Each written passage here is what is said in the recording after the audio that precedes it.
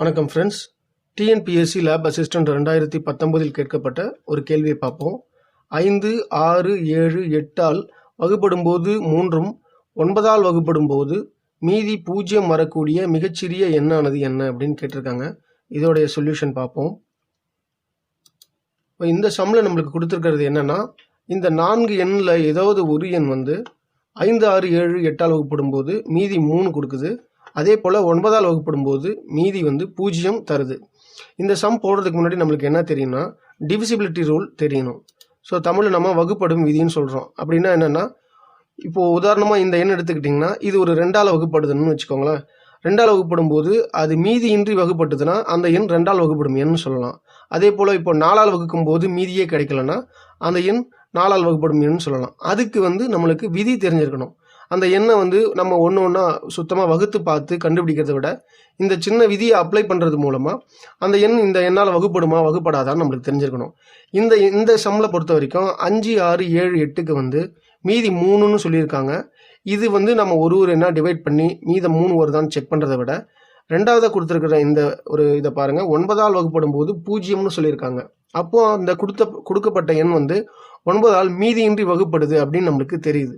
இதுக்கு நம்மளுக்கு 9வது எண்ணோட டிவிசிபிலிட்டி ரூல், அதாவது வகுப்படும் விதி நம்மளுக்கு தெரிஞ்சிருந்தால் நல்லாயிருக்கும்.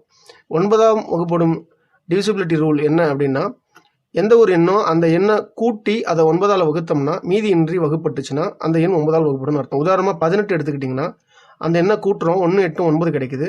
அதை 9ஆல் வகுப்படும் போது நம்மளுக்கு மீதியே கிடைக்காது, 0 தான் கிடைக்கும். அதே போல் இன்னொரு எண் எடுத்து பார்ப்போம். இப்போ 27 எடுத்துக்கிட்டிங்கன்னா கூட நம்ம 2, 7 கூட்டுறோம், கூட்டி அதை 9ஆல் வகுக்கும்போது நம்மளுக்கு மீதி 0 கிடைக்கும்.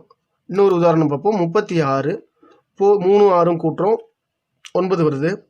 அதை 9ஆல் டிவைட் பண்ணும்போது நம்மளுக்கு மீதி 0 கிடைக்கணும். அப்போது எந்த ஒரு எண்ணாக இருந்தாலும் அந்த எண்ணோட கூடுதலை 9ஆல் வகுக்கும்போது மீதி நம்மளுக்கு கிடைக்கல அப்படின்னா அந்த எண் 9ஆல் வகுப்படும்னு அர்த்தம். இப்போது இந்த சம்மில் நம்ம 5, 6, 7, 8ன்னு ஒவ்வொரு எண்ணுக்காக செக் பண்ணுறதுக்கு பதிலாக மீதியின்றி வகுப்படக்கூடிய ஒரு எண்ணை நம்ம எடுத்துக்கிட்டோம்னா ஈஸியாகவே இதை சால்வ் பண்ணிடலாம். இப்போ இந்த எண் வரிசையில் நம்ம முதல்ல இதை பார்ப்போம். 1678. இந்த எண்ணை கூட்டுறோம், 1, 6, 7, 7, 7, 14, 14, 8, 22.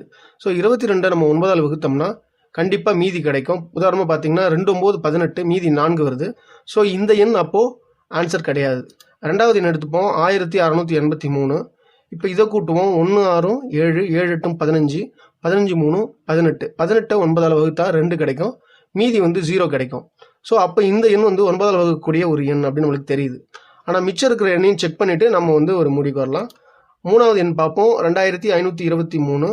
இங்கே கூட்டுறோம், 2, 5, 7, 7, 2, 9, 9, 3, 12. 12 9ஆல் வகுக்கும்போது நம்மளுக்கு கண்டிப்பாக மீதம் கிடைக்கும். உதாரணமாக 1, 9, 9, மிச்சம் 3 கிடைக்கும். அடுத்து நான்காவது எண்ணை பார்க்குறோம், 3363. இதை கூட்டும்போது 3, 3, 6, 6, 6, 12, 12, 3, 15 கிடைக்குது. இப்போ இதை நீங்கள் வகுத்தீங்கன்னா கண்டிப்பாக மீதம் கிடைக்கும். 1, 9, 9, மிச்சம் 6 கிடைக்குது. ஸோ இது மட்டும் வகுக்கும்போது, அதாவது இரண்டாவது எண் மட்டும்தான் இங்கே 9ஆல் வகுப்படுது நம்மளுக்கு தெரிஞ்சு போச்சு. அப்போ நம்ம இந்த 5, 6, 7, 8ன்னு 4 எண்ணால் இதை வகுத்து பார்த்துட்டு இருக்கிறத விட நீங்கள் நேரடியாக 9ஆல் இதை வகுத்து பார்க்கும்போது இது 1 மட்டும்தான் இதில் 9ஆல் டிவைட் பண்ணால் 0 கிடைக்குதுங்கிறதுனால இந்த 3 எண்ணுமே ஆன்சராக இருக்க முடியாதுங்கிறதுனால ஆன்சர் பி நம்மளுக்கு விடையாக நம்ம எடுத்துக்கலாம். ஸோ இந்த சம்மோட ஆன்சர் பொறுத்த வரைக்கும் ஆப்ஷன் பி 1683 தான் சரியான விடை. தேங்க்யூ ஃபார் வாட்சிங். மறக்காமல் நம்ம சேனலுக்கு சப்ஸ்கிரைப் பண்ணுங்கள், கூடவே பெல் பட்டனையும் ப்ரெஸ் பண்ணுங்கள். நன்றி.